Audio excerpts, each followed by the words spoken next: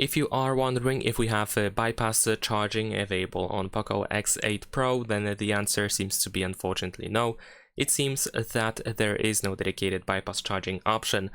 Usually you can find that option in the game turbo, game booster panel, or whatever there is on a smartphone, but over here there is no such thing.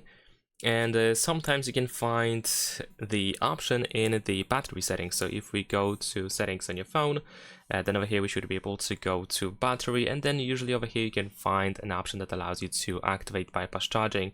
However, not in this case. And the only thing that is somewhat close to bypass charging is the battery protection.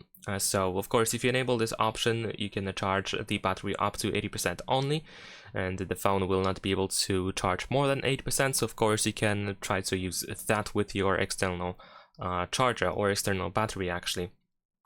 So of course you can try to use that. However, you need to remember that this is not the equivalent of a bypass charger, and it might not work as intended.